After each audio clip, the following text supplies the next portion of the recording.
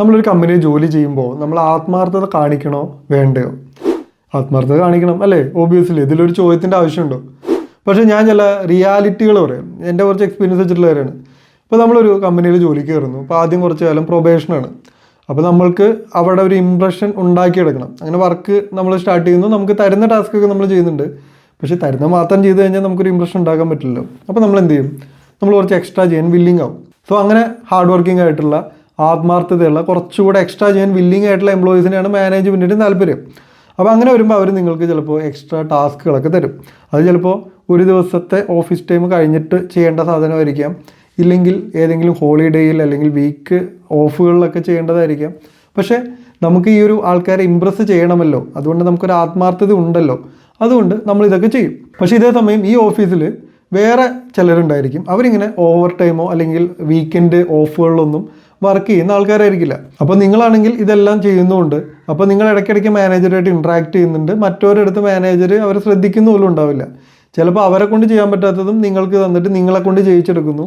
അപ്പോൾ മാനേജർ ഒരു നല്ല വാക്ക് പറയുമ്പോൾ നിങ്ങൾക്കതൊരു നല്ല കാര്യമായിട്ടൊക്കെ തോന്നുന്നു. അങ്ങനെ നിങ്ങളുടെ പ്രൊബേഷനൊക്കെ കഴിഞ്ഞു, നിങ്ങൾക്ക് ഓൾറെഡി ഉത്തരവാദിത്തങ്ങൾ വരുന്നു, മേ ബി ഒരു പ്രൊമോഷൻ കിട്ടുന്നു.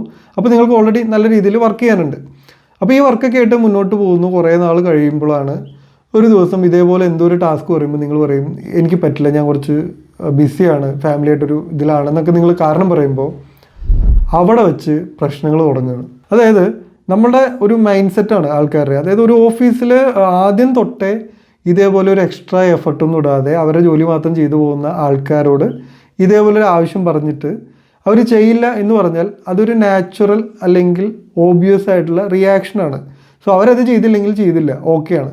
പക്ഷേ തുടക്കത്തിൽ അത് ചെയ്തിരുന്ന ഒരാൾ ഒരു ജെന്യുവിൻ റീസൺ കാരണം പറ്റില്ല എന്ന് പറഞ്ഞു കഴിഞ്ഞാൽ അത് മാനേജ്മെൻറ്റിന് എടുക്കാൻ പറ്റില്ല, അവർക്ക് ഈഗോ അടിക്കും. അതിനുശേഷം നിങ്ങളോടുള്ള ട്രീറ്റ്മെൻറ്റിൽ നല്ല രീതിയിൽ മാറ്റം വരും, ഒരു ഒതുക്കൽ വരും, നിങ്ങൾ അവോയ്ഡ് ചെയ്യാൻ തുടങ്ങും, ഇല്ലെങ്കിൽ നിങ്ങൾക്ക് എക്സ്ട്രാ വർക്ക് ഇട്ട് തരും. പിന്നെ അതിൻ്റെ പുറത്ത് ചെറിയ ചെറിയ കാര്യങ്ങളൊക്കെ വല്ലാതെ എസ്കലേറ്റ് ചെയ്യും. മീറ്റിങ്ങുകൾ ചിലപ്പോൾ നിങ്ങളുടെ അടുത്ത് ഒരു പ്രതികാര മൈൻഡ് സെറ്റിൽ അവർ പെരുമാറും. ഇങ്ങനെ പിന്നീട് അങ്ങോട്ട് നിങ്ങൾക്ക് പ്രശ്നമാണ്. അപ്പോൾ ഇത് മേക്കപ്പ് ചെയ്യാൻ വേണ്ടിയിട്ട് പിന്നെ നിങ്ങൾ എക്സ്ട്രാ ടൈമൊക്കെ വർക്ക് ചെയ്ത് പഴയ പോലെ ഇംപ്രഷൻ ഉണ്ടാക്കിയെടുക്കാൻ ചിലപ്പോൾ ശ്രമിക്കും. പക്ഷേ അതും മാനേജ്മെൻറ്റ് കാര്യമായിട്ട് കണക്കാക്കില്ല. അപ്പം നിങ്ങൾക്ക് തോന്നും പഴയ അപ്രീസിയേഷനൊന്നും കിട്ടുന്നില്ല, പിന്നെ ഞാൻ എന്തിനാ വീണ്ടും എക്സ്ട്രാ വർക്ക് എടുക്കുന്നത്, ഞാൻ നോർമൽ മാത്രമേ ചെയ്യുന്നുള്ളൂ.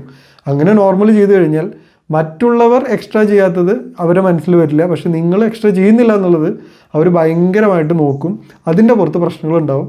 അവസാനം എന്ത് പറ്റുമെന്ന് പറഞ്ഞാൽ ഈ ആത്മാർത്ഥത കാണിച്ച നിങ്ങളോട് മാനേജ്മെൻറ്റിന് പ്രശ്നമായിട്ട് നിങ്ങൾക്ക് അവിടെ വർക്ക് ചെയ്യാൻ പറ്റാതെ നിങ്ങൾ അവിടെ നിന്ന് റിസൈൻ ചെയ്ത് പോകേണ്ടി വരും. പക്ഷെ അവിടെ ആദ്യം തൊട്ടേ ഉള്ള അവരുടെ വർക്ക് മാത്രം ചെയ്യുന്ന, ചിലപ്പോൾ അതുപോലും കൃത്യമായിട്ട് ചെയ്യാതെ ഉഴപ്പി നടന്നിരുന്ന ആൾക്കാർ ഇപ്പോഴും അതേ കമ്പനിയിൽ തന്നെ തുടരുന്നതും കാണാം. പിന്നെ ഇതേപോലെ മറ്റൊരു കാര്യമുള്ളത്, നിങ്ങൾ നന്നായിട്ട് ഹാർഡ് വർക്ക് ചെയ്യുന്ന ഒരാൾ, പിന്നെ അവിടെ ഒരു ആവറേജ് എംപ്ലോയി ഉണ്ട്.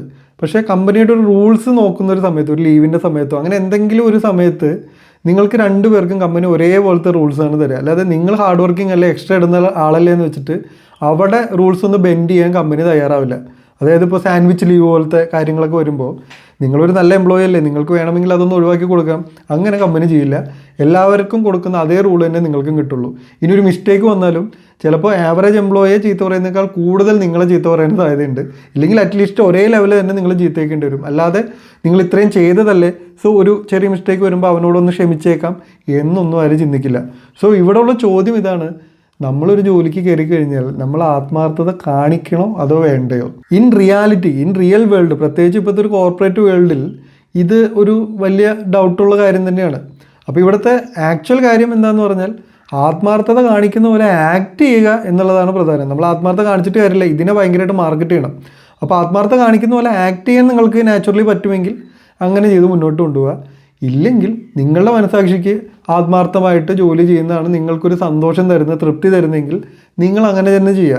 നിങ്ങൾക്ക് കിട്ടുന്ന റിസപ്ഷൻ നിങ്ങൾ നോക്കണ്ട. ഈ ഒരു കമ്പനി നിങ്ങളെ നന്നായിട്ട് ട്രീറ്റ് ചെയ്യുന്നില്ലെങ്കിൽ നമുക്ക് വേറൊരു കമ്പനിയിലേക്ക് പോകാം. അവിടെ ചെന്നാലും കാര്യങ്ങൾക്ക് വലിയ മാറ്റമൊന്നും ഉണ്ടാവില്ല. ആദ്യത്തെ കുറച്ച് കാലം നല്ല ട്രീറ്റ്മെൻറ്റൊക്കെ ആയിരിക്കും, പിന്നെ അവിടെയും ഈ ഒരു അവസ്ഥ തന്നെ ആയിരിക്കും. അപ്പോൾ കൂടുതൽ വർക്ക് ചെയ്യുന്ന ആത്മാർത്ഥമുള്ളവനെ എപ്പോഴും ചെയ്യാൻ വർക്ക് ഉണ്ടായിരിക്കും. ഒരു പ്രശ്നം വന്നു കഴിഞ്ഞാൽ ആദ്യം പുറത്താക്കുന്നത് അവനെ തന്നെ ആയിരിക്കും. സോ ഇവിടെ ചോയ്സ് നിങ്ങളുടെയാണ്. ആവറേജ് എംപ്ലോയി ആയിട്ട് സേഫായിട്ട് മുന്നോട്ട് പോകണോ, അതോ എൻജോയ് ചെയ്യുന്ന രീതിയിൽ, നിങ്ങളുടെ ഒരു ഹാർഡ് വർക്കിംഗ് രീതിയാണ് നിങ്ങൾ എൻജോയ് ചെയ്യുന്നതെങ്കിൽ ആ രീതിയിൽ പണിയെടുക്കുക, കിട്ടുന്ന പണി മൊത്തം മേടിക്കുക, അങ്ങനെ മുന്നോട്ട് പോകണോ എന്നുള്ളത് നിങ്ങളുടെ ഡിസിഷനാണ്. സോ ഈ വീഡിയോ ഇഷ്ടപ്പെട്ടാൽ ലൈക്ക് ചെയ്യുക. ഇതുപോലുള്ള ടോപ്പിക്കുകൾ കേൾക്കാൻ ഇഷ്ടമാണെങ്കിൽ ഈ ചാനൽ സബ്സ്ക്രൈബ് ചെയ്യുക. അടുത്ത എപ്പിസോഡിൽ മറ്റൊരു കാര്യം പറയാൻ വേണ്ടി വരാം. Thank you for watching.